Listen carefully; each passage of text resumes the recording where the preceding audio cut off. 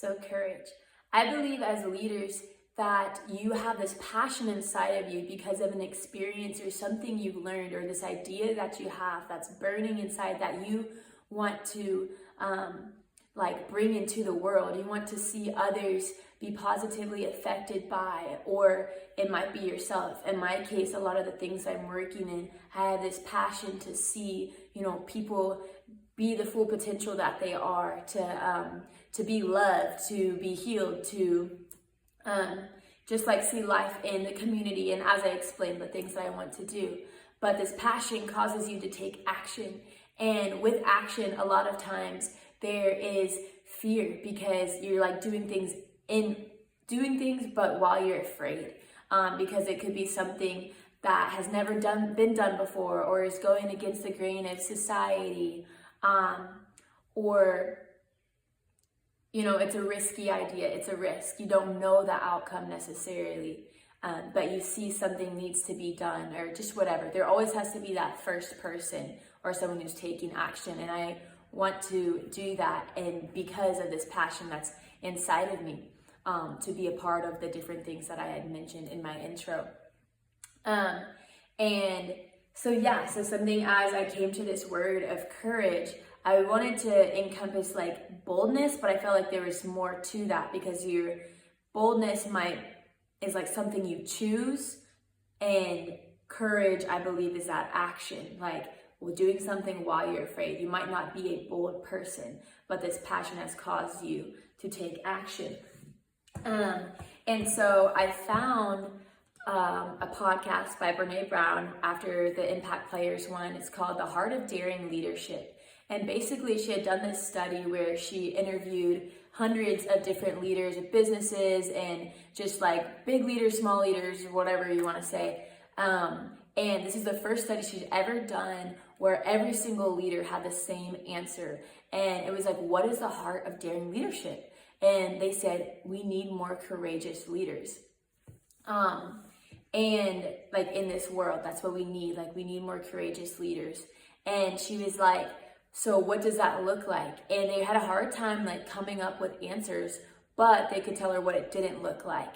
And they were seeing this problem kept coming up where there was no one who was able to have these like tough conversations with people, or come in and just be honest with each other and be like, hey, I don't have all the perspectives, like this is what I'm thinking, like, or just whatever, and I need to hear from you. And basically she said vulnerability and courage paired together after like this, like concluding this research, it was like vulnerability and courage paired together. You couldn't have one without the other.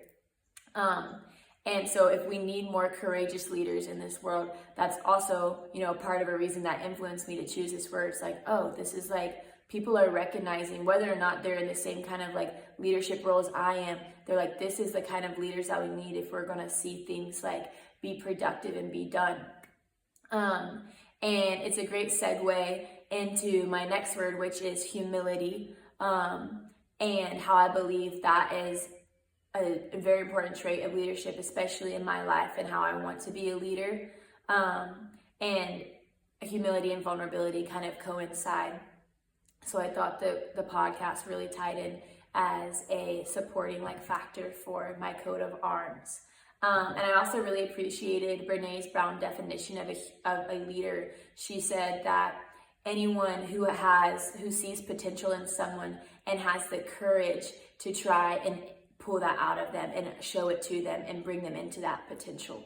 And I think working with children who are developing, figuring out who they are, that really plays a large role. So taking courage to be an influence in someone's life. That's my first word in my coat of arms. And on to the next is humility. So humility was a word that I had from the get-go before we did any of the readings or anything. It's just like a trait that I admire and I aspire to have and live like, and have seen leaders in my life do like well in like portraying humility, or acting in humility. But this kind of threw me for a stump, because as we began to read and we read Leadership BS, the part where it compared like modest and immodest leaders, and it really fell on the side of the more successful leaders being the immodest leaders. I began to just change my perspective and be like, okay, what are we like really talking about when we say humility? And because I was comparing humility to like modesty and the modest leaders. And really the only positive thing is said about modest leaders in Leadership BS was that they they didn't take credit for all the work. They would highlight others, and this would reduce like voluntary turnover. And I think that could play a part though, because it said, it was very rare to come across humble leadership, especially it was more directed towards like business and like politics and that kind of a thing.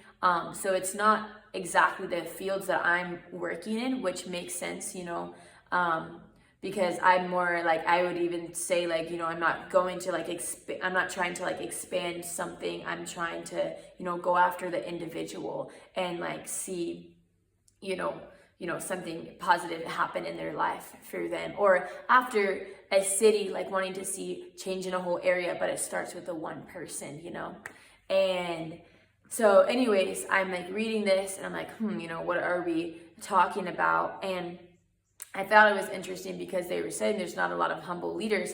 And I listened to this podcast and they're saying, we need more courageous leaders. And how would we have that? We lack that because we don't have enough vulnerability in leadership. And so I believe humility encompasses vulnerability, serving others, and having a culture of honor within like whatever atmosphere you're leading. And so Brené Brown described this vulnerability as being someone who's able to admit they have needs, that they need other help, other perspectives, who's willing to take risk and jump into, like a hard, tough conversation, to be honest and give productive feedback, and to really come together and not be offended, but like be there to grow together. And so yeah, this is more the humility that I'm referring to versus the modesty and modesty that Leadership BS described. And yeah, also with the humility, culture of honor,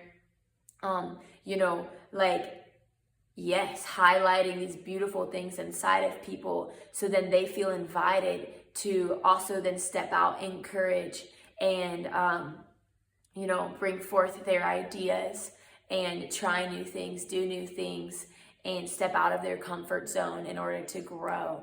And then with serving, it's like, okay, how can I serve your needs? So then and the same thing with honor, like honor might be like instilling this like intrinsic value inside of, your students or someone, intrinsic motivation to do things, versus like serving is going to provide like these protective factors, these, maybe they are lacking things at home that you can offer them that are going to aid them, whether it could be food or sleep or just someone who loves them, so that's the kind of humility that I'm referring to. And that was my journey in picking out that word for my coat of arms. And this also all kind of segues into my next one, which is the word team, and how I would like to have a culture of honor and serving each other so that we can all be pulled together and do more than just an individual can. And also something I'd like to mention that Brené Brown mentioned in her podcast is with vulnerability, you want to be just as well of a listener as well as you want to be heard. And that was something that stuck with me. Team. So in Nordhaus, he describes team leadership as more of this collaborative and organizational leadership versus the typical like hierarchy, vertical leadership that is used to make decisions. And when I think of this, what comes to mind is like this picture of a table where everyone comes and they bring a dish, and without that dish, the meal wouldn't be as good or the fullness of what it could be. And so, and when you're at a table too, everyone's heads are at the same level, not necessarily one person is above the other, but there might be someone at the head of the table who kind of is the facilitator, this point person who organizes things. So there's the collaboration of bringing the meal together because you all want to eat, you want to see the fullness, but there's someone who facilitates, and maybe they were the one who caught vision and now have, and this passion that's inside of them allows them to, connect with other people and make this thing happen. So they're the point person, the facilitator, and they see the whole picture as they're looking at the table.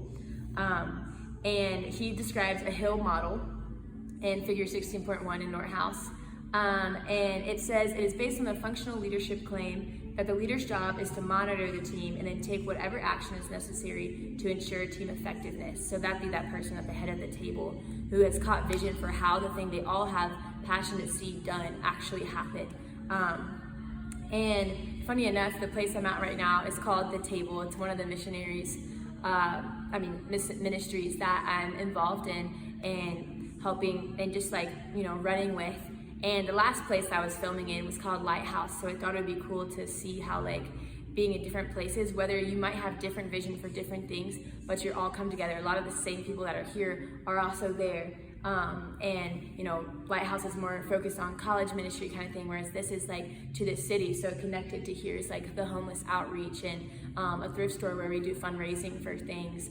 And just, this is the place where we do prayer and worship and everything. And then the city, I'm the windows right here look out the city, and we try to connect with the children and all the different people. So I thought this would be a proper place to film team and what that looks like.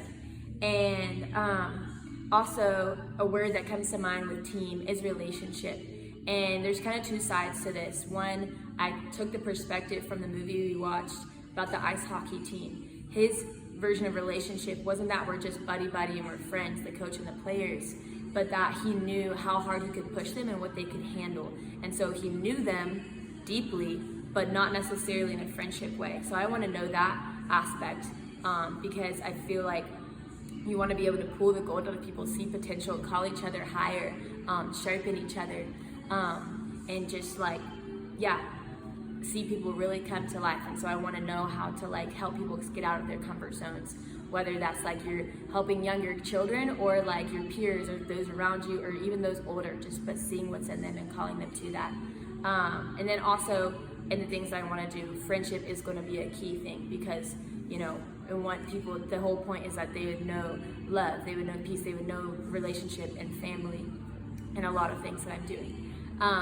And so my next and final word is model, and I'm going to more specifically use that word. It doesn't connect and flow as much with the courage and humility and team, but it's more kind of what I'm thinking about when in a school setting or working with children. But yeah, model's next. Modeling, I really feel relates to Nordhaus when he talks about followership.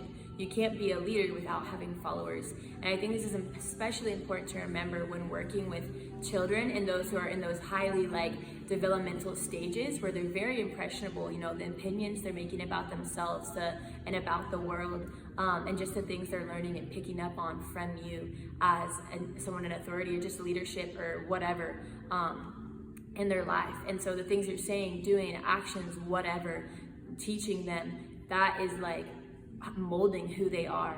And so with modeling, I think that just goes along with holding yourself to being above reproach, doing things with excellence. And those are some things I really value and want to do as a leader in people's lives. And then also within child development, just an example would be when you're working with children, instead of yelling at them to do something in discipline or whatever, you want them to do something they're not quite understanding, you should model first. They see how to do it, and then they can, because they might not understand or have an idea what that looks like, or they don't even know what their goal is. So how are they going to get there? You have to break it down into steps. So for an example, it could be, a child's crying hysterically, blah, blah, blah. They don't know how to self-regulate their emotions, this kind of thing, or they don't realize if they calm down, they're okay, they're not actually dying or whatever. And so something you can do is sit close to them, hold them, and model breathing. You don't even have to say, just breathe, just start taking the deep breaths in and out yourself, and I've seen this work many times with the children that I'm with, and then they realize they're okay, and they run off and keep playing. But yeah, so those are my 4 words for my coat of arms: courage, humility, team, and model. Thank you for watching.